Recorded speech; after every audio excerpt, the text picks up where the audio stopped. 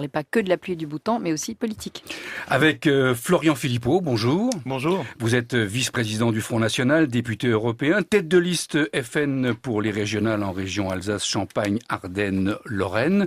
Dans le JDD, ce matin, Arnaud Montebourg et l'homme d'affaires Mathieu Pigasse attaquent durement l'exécutif, devenu, je cite, une gigantesque fabrique à suffrage du Front National. Alors, il propose au niveau européen une baisse d'impôts en faveur des ménages et la résorption du déficit par la croissance et non par l'austérité. Bonne solution ? Si vous voulez, Arnaud Montebourg, d'abord, je pense qu'il part un peu à l'envers parce que son objectif, il le dit dès le début de la tribune, c'est de faire baisser le Front National. Donc pour cela, il faut changer de politique économique. Bon, non, il faudrait que son objectif soit de réduire le chômage ou d'améliorer la condition des Français. Petite remarque qui montre quand même l'obsession de cette classe politique française pour le Front. Deuxième chose, c'est un cri dans le désert quand il s'adresse au Parti socialiste, à l'UMP ou à des hommes de ces mouvements-là. Il s'adresse à des partis et des hommes qui sont absorbés par l'Union européenne, qui sont là par et pour l'Union européenne et qui ne changeront pas. Tribune après tribune, on se rend bien compte qu'il n'y a aucun changement et lui-même au gouvernement n'avait obtenu aucun changement, aucune réorientation. En revanche, il y a un aveu dans cette tribune d'Arnaud Montebourg, clairement, c'est qu'effectivement le Front National est la seule alternative à la politique d'austérité bruxelloise. La seule alternative pour réarmer nos économies et espérer créer de l'emploi, de l'industrie, et la seule alternative donc face à l'austérité pour redonner du pouvoir d'achat aux Français. En cela, c'est un aveu. Manuel Valls était à Berlin hier soir pour assister à la finale de la Ligue des Champions et dans un tweet, Florian Philippot, vous parlez, je vous cite, de petits caprices footballistiques de Valls pour deux équipes étrangères. Pourquoi mêler la xénophobie à la fête du football ? Oh, écoutez, si on peut plus dire que des équipes sont pas françaises, c'est de la xénophobie, excusez-moi. Ce sont pas des équipes françaises, c'est un Premier ministre français. On se demande il y a des pourquoi... joueurs français à la Juve, Evra, la vraie question Pogba. la vraie question de mon tweet, c'est qui paye ? Vous savez, j'ai repris la formule du président de la République. Ça coûte rien, c'est l'État qui paye. Alors là, est-ce que ça coûte rien, c'est l'État qui paye ? Ou est-ce que c'est, comme ça devrait l'être, sur les deniers personnels de Monsieur Valls, qui s'offre très bien un match de football, c'est son droit, alors qu'il y a peut-être d'autres urgences, mais bon, ça c'est une autre réflexion. Mais au moins, qui paye ? J'espère que ce n'est pas le contribuable français. C'est le seul objet de ce tweet. Dans son discours hier à Poitiers, devant le congrès du PS, Manuel Valls a qualifié l'extrême droite d'ennemi redoutable. Que pensez-vous de cette définition ? S'il parle du Front National, il se trompe, le Front est tout sauf l'extrême droite, ou alors il insulte un tiers des Français. Bon, il les traite d'extrémistes, ce sont des patriotes, nous sommes un grand mouvement souverainiste patriote. Pour le reste, je crois qu'il parlait du Front National. On ne parle pas ainsi quand on est Premier ministre, il n'y a pas d'ennemis en France, ou alors on est dans une logique et une rhétorique de guerre civile, il y a des adversaires politiques, il y a des concurrents, mais Monsieur Valls n'est pas réputé pour sa mesure, il est réputé pour son ton belliqueux et dangereux pour la démocratie, et il fait écho à une autre formulation de Monsieur Estrosi qui avait déclaré en mars « Le PS est notre adversaire, le Front National est notre ennemi ». Eh bien la boucle est bouclée, l'UMPS ou aujourd'hui l'RPS démontre qu'ils sont sur la même ligne, c'est-à-dire un seul adversaire en réalité, les patriotes du Front National qui incarnent la seule alternative, l'UMP, le PS, les Républicains, le PS, l'RPS, c'est exactement la même politique, notamment en matière bruxelloise et européenne, on l'a vu. Florian Philippot, Manuel Valls a promis d'engager le prélèvement à la source de l'impôt sur le revenu, première étape d'une modernisation de notre imposition. Y êtes-vous favorable ? Moi, j'y suis sur le principe favorable parce que c'est effectivement plus simple. La seule condition, c'est est-ce que c'est faisable maintenant, vu la complexité de l'impôt ? Je ne le pense pas, ou alors ce sera très compliqué. Je pense surtout que la première urgence en matière d'impôt sur le revenu, c'est de le rendre comme tous les impôts, comme par exemple l'impôt sur les sociétés, de le rendre plus juste et donc plus progressif pour pouvoir l'alléger pour ceux qui payent beaucoup aujourd'hui, c'est-à-dire les classes moyennes, les classes populaires, alors que au plus haut niveau, les très grosses fortunes ne payent probablement pas assez. C'est comme les entreprises. Les PME payent beaucoup trop, les PMI payent beaucoup trop, alors que les très grandes entreprises du CAC 40 ne payent pas assez, voire parfois arrivent à se débrouiller pour ne pas payer du tout. Vous l'évoquiez. Ça, c'est la première. La justice fiscale, c'est la première urgence. Et puis simplifier l'impôt, c'est aussi une urgence. Vous l'évoquiez, le dossier européen, le G7 commence aujourd'hui en Bavière, en Allemagne. On parlera du dossier grec. Quelle solution, Florian Philippot, pour faire aboutir les négociations entre Athènes et ses créanciers pour éviter la faillite grecque ? Écoutez, ça me rappelle septembre 2011, lors du premier prêt grec, voté à l'Assemblée nationale par ces messieurs-dames de l'UMP et du PS et du Centre et des Verts. Et nous disions, cet argent ne le reverra jamais. Il y avait une action symbolique de faux billets de 500 € jetés dans la Seine. Marine Le Pen était présente. On avait alerté. Aujourd'hui, je crois que la seule solution, c'est de se dire cette politique d'austérité ne fonctionne pas. Il y a un combat titanesque en ce moment en Grèce entre la démocratie, le choix des urnes et le fascisme doré, c'est-à-dire le pouvoir des institutions financières, de la banque et donc de ses relais, l'Union européenne et le FMI. Est-ce qu'on va choisir la démocratie et ce que veulent les peuples, ou est-ce qu'on va imposer une politique qui ne fonctionne pas? Nous disons L'euro est une catastrophe. La Grèce, hors de l'euro, s'en sortirait beaucoup mieux. Et d'une manière générale, la zone euro sans l'euro s'en sortirait beaucoup mieux parce que cette monnaie nous a plombés depuis le départ et nous entraîne de crise en crise, de dette en dette et de plan d'austérité en plan d'austérité. Le Qatar a porté plainte contre vous, Florian Philippot, pour diffamation parce que vous liez cet émirat au terrorisme d'inspiration islamique. Vous avez demandé une audience à François Hollande. Quelle réponse de l'Élysée? Eh bien écoutez, pour l'instant, il n'a pas répondu. Mais je pense qu'il va répondre. Je suis parlementaire. Le président de la République, selon la Constitution, est là pour garantir l'indépendance nationale. Or là, il y a une ingérence d'une puissance étrangère, a fortiori dictatoriale, dans notre vie publique, dans notre vie et notre débat démocratique. Et donc le président de la République doit réagir, d'autant qu'il est impliqué par la présence de Maître Milliard auprès du Qatar, c'est-à-dire de son avocat personnel, d'un ami très proche, puisqu'il est le parrain de ses 2 enfants, et qu'il a des responsabilités au Parti socialiste. Donc j'attends des réponses, des éclaircissements de la part de monsieur Hollande, le président de la République. Mais sur cette histoire, moi je me bats pour un combat qui dépasse simplement même la lutte contre l'islamisme qu'incarne le Qatar.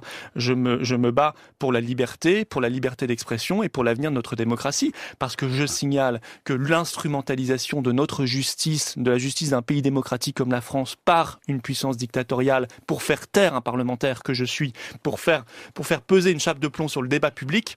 Aujourd'hui les politiques, demain les journalistes qui pourront plus faire leurs enquêtes librement sur le Qatar ou n'importe quelle dictature, les ONG, les militants des droits de l'homme, c'est extrêmement grave. Et ce combat pour la liberté, il doit être mené par tous les démocrates. Alors j'attends les Charlie, j'attends tous ceux qui ont manifesté le 11 janvier pour la liberté d'expression, à droite, à gauche, parmi les universitaires, les philosophes, les journalistes, qu'ils se manifestent.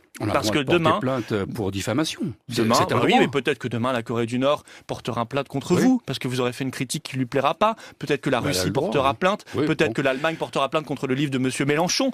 Peut-être que l'État islamique se prendra le plaisir de porter plainte parce qu'il s'estimera diffamé en France. Vous voyez bien la dérive qu'il y a derrière. Vous avez demandé une protection policière. Vous parlez de climat délétère après ce que vous appelez la fatwa du Qatar.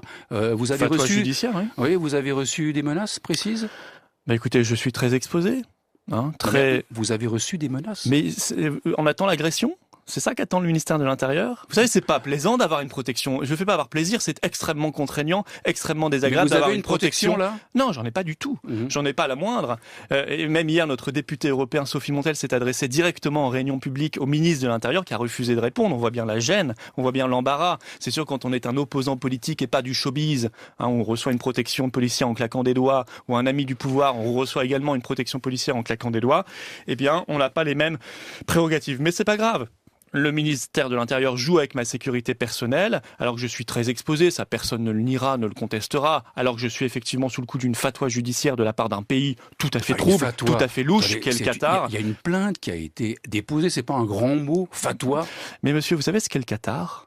Parce que je sais qu'on n'ose plus le dire sur les antennes françaises. Peut-être que vous craignez vous-même une plainte en diffamation de la part de cette dictature. Non, je crains rien. C'est un pays dans lequel les femmes n'ont aucun droit. C'est un pays dans lequel vous êtes condamné, vous êtes jeté en prison si vous critiquez l'émir. Un poète a fait 15 ans de prison, condamné à 15 ans de prison en 2013 parce qu'il avait critiqué l'émir. C'est un pays dans lequel vous recevez 90 coups de fouet et 5 ans de prison si vous êtes homosexuel. C'est ça le Qatar. Il faut quand même se rendre compte de ce qu'on a face à nous. Un des pires régimes que la Terre porte aujourd'hui. Voilà. La Russie que vous connaissez bien et que vous appréciez, en Russie, ceux qui critiquent Poutine sont aussi jetés en prison. Ça n'est pas, on peut pas comparer, excusez-moi, le Qatar et la Russie. Je ne suis pas favorable à tout ce que dit et fait la Russie. Je suis pour un équilibre entre les puissances, mais on ne peut pas comparer objectivement la situation au Qatar et en Russie. Jean-Marie Le Pen conteste Je suis sur le Qatar, excusez-moi. Oui, c'est peut-être plus intéressant que Jean-Marie Le Pen. Madame Hidalgo, qui est maire de Paris. Oui. Moi, j'estime qu'elle a sali l'image de Paris en défendant le Qatar. Elle a sali l'image de Paris en étant maire de cette capitale, la ville lumière et non pas la ville de l'obscurantisme, en défendant, je dis, au nom des femmes qui ont aucun droit au Qatar, au nom des homosexuels qui sont persécutés au Qatar, au nom des Népalais, des esclaves népalais et indiens qui meurent sur les chantiers de la Coupe du Monde au Qatar, Madame Hidalgo doit s'excuser parce qu'elle salit l'image de la ville capitale de la France. Dernier point, Florian Philippot, Jean-Marie Le Pen conteste devant le tribunal de grande instance de Nanterre la procédure ayant abouti à sa suspension du parti. Il y aura une audience vendredi prochain. Jean-Marie Le Pen définitivement hors du FN, ce sera bouclé, terminé quand ? Il est déjà suspendu et ce sera bouclé en juillet puisque nous aurons les résultats du vote des adhérents qui votent pas simplement sur le titre de président d'honneur mais sur une refondation, une modernisation complète du Front National qui sera beaucoup plus performant demain. Et puis il s'est mis lui-même totalement en dehors, adversaire du mouvement puisqu'il a déclaré qu'il souhaitait la défaite de Marine Le Pen en 2017 et donc la victoire de l'UMPS et qu'il soutenait dans l'affaire dont nous parlions juste avant, le Qatar, voyez-vous. Donc moi je passe à autre chose, ça ne m'intéresse pas. Cette page est totalement tournée. Nous voyons les succès comme Le Pontet où on a fait 60% à la municipale et les Républicains 13%, alors que nous étions au coude à coude encore l'an dernier, et les sondages qui mettent Marine Le Pen largement en tête au premier tour de la présidentielle. Merci Florian Philippot, vice-président du Front National. Patricia Martin, on vous retrouve, je le rappelle, on vous retrouvera ce soir sur France Inter.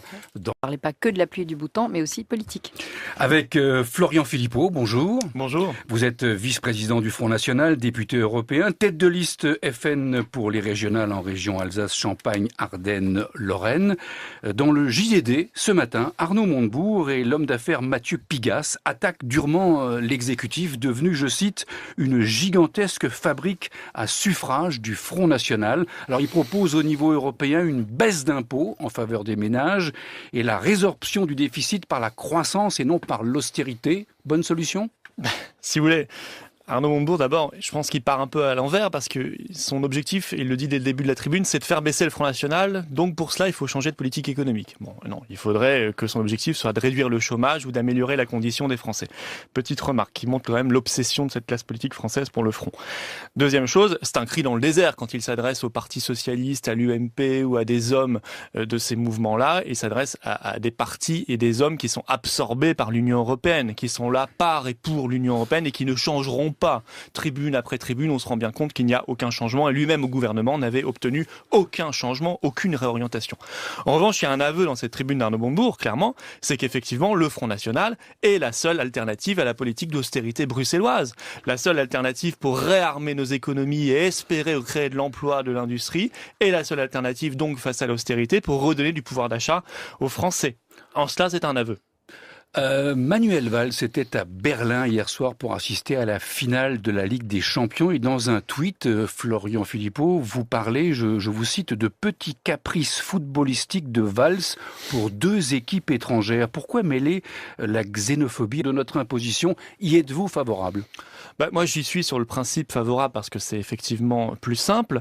La seule condition, c'est est-ce que c'est faisable maintenant, vu la complexité de l'impôt ? Je ne le pense pas, ou alors ce sera très compliqué. Je pense surtout que la première urgence en matière d'impôt sur le revenu, c'est de le rendre comme tous les impôts, comme par exemple l'impôt sur les sociétés, de le rendre plus juste et donc plus progressif pour pouvoir l'alléger pour ceux qui payent beaucoup aujourd'hui, c'est-à-dire les classes moyennes, les classes populaires, alors que au plus haut niveau, les très grosses fortunes ne payent probablement pas assez. C'est comme les entreprises. Les PME payent beaucoup trop, les PMI payent beaucoup trop, alors que les très grandes entreprises du CAC 40 ne payent pas assez, voire parfois arrivent à se débrouiller pour ne pas payer du tout. Vous l'évoquiez. Ça, c'est la première. La justice fiscale, c'est la première urgence. Et puis simplifier l'impôt, c'est aussi une urgence. Vous l'évoquiez, le dossier européen, le G7 commence aujourd'hui en Bavière, en Allemagne. On parlera du dossier grec. Quelle solution, Florian Philippot, pour faire aboutir les négociations entre Athènes et ses créanciers pour éviter la faillite grecque ? Écoutez, ça me rappelle septembre 2011, lors du premier prêt grec, voté à l'Assemblée nationale par ces messieurs-dames de l'UMP et du PS et du Centre et des Verts. Et nous disions, cet argent ne le reverra jamais. Il y avait une action symbolique de faux billets de 500 € jetés dans la Seine. Marine Le Pen était présente. On avait alerté. Aujourd'hui, je crois que la seule solution, c'est de se dire cette politique d'austérité ne fonctionne pas. Il y a un combat titanesque en ce moment en Grèce entre la démocratie, le choix des urnes et le fascisme doré, c'est-à-dire le pouvoir des institutions financières, de la banque et donc de ses relais, l'Union européenne et le FMI. Est-ce qu'on va choisir la démocratie et ce que veulent les peuples, ou est-ce qu'on va imposer une politique qui ne fonctionne pas? Nous disons... À la fête du football. Oh, écoutez, si on peut plus dire que des équipes sont pas françaises, c'est de la xénophobie, excusez-moi. Ce sont pas des équipes françaises, c'est un Premier ministre français. On se demande... Il y a des joueurs français à la Juve, Evra, la vraie question de mon tweet, c'est qui paye? Vous savez, j'ai repris la formule du président de la République. Ça coûte rien, c'est l'État qui paye. Alors là, est-ce que ça coûte rien, c'est l'État qui paye? Ou est-ce que c'est, comme ça devrait l'être, sur les deniers personnels de Monsieur Valls, qui s'offre très bien un match de football, c'est son droit, alors qu'il y a peut-être d'autres urgences, mais bon, ça c'est une autre réflexion. Mais au moins, qui paye? J'espère que ce n'est pas le contribuable français. C'est le seul objet de ce tweet. Dans son discours hier à Poitiers, devant le congrès du PS, Manuel Valls a qualifié l'extrême droite d'ennemi redoutable. Que pensez-vous de cette définition? S'il parle du Front National, il se trompe, le Front est tout sauf l'extrême droite, ou alors il insulte un tiers des Français. Bon, il les traite d'extrémistes, ce sont des patriotes, nous sommes un grand mouvement souverainiste patriote. Pour le reste, je crois qu'il parlait du Front National. On ne parle pas ainsi quand on est Premier ministre, il n'y a pas d'ennemis en France, ou alors on est dans une logique et une rhétorique de guerre civile, il y a des adversaires politiques, il y a des concurrents, mais Monsieur Valls n'est pas réputé pour sa mesure, il est réputé pour son ton belliqueux et dangereux pour la démocratie, et il fait écho à une autre formulation de Monsieur Estrosi qui avait déclaré en mars « Le PS est notre adversaire, le Front National est notre ennemi ». Eh bien, la boucle est bouclée, l'UMPS, ou aujourd'hui l'RPS, démontre qu'ils sont sur la même ligne, c'est-à-dire un seul adversaire en réalité, les patriotes du Front National, qui incarnent la seule alternative, l'UMP, le PS, les Républicains, le PS, l'RPS, c'est exactement la même politique, notamment en matière bruxelloise et européenne, on l'a vu. Florian Philippot, Manuel Valls a promis d'engager le prélèvement à la source de l'impôt sur le revenu, première étape d'une modernisation de l'euro. L'euro est une catastrophe, la Grèce hors de l'euro s'en sortirait beaucoup mieux et d'une manière générale, la zone euro sans l'euro s'en sortirait beaucoup mieux parce que cette monnaie nous a plombé depuis le départ et nous entraîne de crise en crise, de dette en dette et de plan d'austérité en plan d'austérité. Le Qatar a porté plainte contre vous, Florian Philippot, pour diffamation parce que vous liez cet émirat au terrorisme d'inspiration islamique. Vous avez demandé une audience à François Hollande. Quelle réponse de l'Élysée? Eh bien écoutez, pour l'instant il n'a pas répondu. Mais je pense qu'il va répondre. Je suis parlementaire.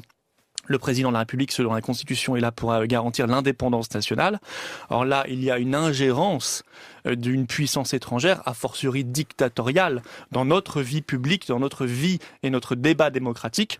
Et donc le président de la République doit réagir, d'autant qu'il est impliqué par la présence de Maître Milliard auprès du Qatar, c'est-à-dire de son avocat personnel, d'un ami très proche, puisqu'il est le parrain de ses 2 enfants, et qu'il a des responsabilités au Parti Socialiste. Donc j'attends des réponses, des éclaircissements de la part de Monsieur Hollande, le président de la République. Mais sur cette histoire, moi je me bats pour un combat qui dépasse simplement même la lutte contre l'islamisme qu'incarne le Qatar. Je me bats pour la liberté d'expression et pour l'avenir de notre démocratie. Parce que je signale que l'instrumentalisation de notre justice, de la justice d'un pays démocratique comme la France, par une puissance dictatoriale pour faire taire un parlementaire que je suis, pour faire peser une chape de plomb sur le débat public. Aujourd'hui les politiques, demain les journalistes qui pourront plus faire leurs enquêtes librement sur le Qatar ou n'importe quelle dictature, les ONG, les militants des droits de l'homme, c'est extrêmement grave. Et ce combat pour la liberté, il doit être mené par tous les démocrates. Alors j'attends les Charlie, j'attends tous ceux qui ont manifesté le 11 janvier pour la liberté d'expression, à droite, à gauche, parmi les universitaires, les philosophes, les journalistes, qu'ils se manifestent. Parce que demain, plainte pour diffamation. Demain, oui, mais peut-être que demain la Corée du Nord portera plainte contre vous, parce que vous aurez fait une critique qui lui plaira pas. Peut-être que la Russie portera plainte. Peut-être que l'Allemagne portera plainte contre le livre de Monsieur Mélenchon. Peut-être que l'État islamique se prendra le plaisir de porter plainte parce qu'il s'estimera diffamé en France. Vous voyez bien la dérive qu'il y a derrière. Vous avez demandé une protection policière. Vous parlez de climat délétère après ce que vous appelez la fatwa du Qatar. Vous avez fatwa reçu judiciaire, oui. Oui, vous avez reçu des menaces précises? Écoutez, je suis très exposé. Vous avez reçu des menaces? Mais on attend l'agression? C'est ça qu'attend le ministère de l'Intérieur. Vous savez, c'est pas plaisant d'avoir une protection. Je ne fais pas avoir plaisir, c'est extrêmement contraignant, extrêmement désagréable d'avoir une protection là. Non, j'en ai pas du tout. J'en ai pas la moindre. Et même hier, notre député européen Sophie Montel s'est adressée directement en réunion publique au ministre de l'Intérieur qui a refusé de répondre. On voit bien la gêne, on voit bien l'embarras. C'est sûr, quand on est un opposant politique et pas du showbiz, on reçoit une protection policière en claquant des doigts, ou un ami du pouvoir, on reçoit également une protection policière en claquant des doigts. Eh bien, on n'a pas les mêmes prérogatives. Mais c'est pas grave. le ministère de l'Intérieur joue avec ma sécurité personnelle, alors que je suis très exposé, ça personne ne le niera, ne le contestera, alors que je suis effectivement sous le coup d'une fatwa judiciaire de la part d'un pays tout à fait trouble, tout à fait louche, qu'est le Qatar. Il y a une plainte qui a été déposée, c'est pas un grand mot, fatwa. Mais monsieur, vous savez ce qu'est le Qatar ? Parce que je sais qu'on n'ose plus le dire sur les antennes françaises. Peut-être que vous craignez vous-même une plainte en diffamation de la part de cette dictature. Non, je crains rien. C'est un pays dans lequel les femmes n'ont aucun droit. C'est un pays dans lequel vous êtes condamné, vous êtes jeté en prison si vous critiquez l'émir. Un poète a fait 15 ans de prison, condamné à 15 ans de prison en 2013 parce qu'il avait critiqué l'émir. C'est un pays dans lequel vous recevez 90 coups de fouet et 5 ans de prison si vous êtes homosexuel. C'est ça le Qatar. Il faut quand même se rendre compte de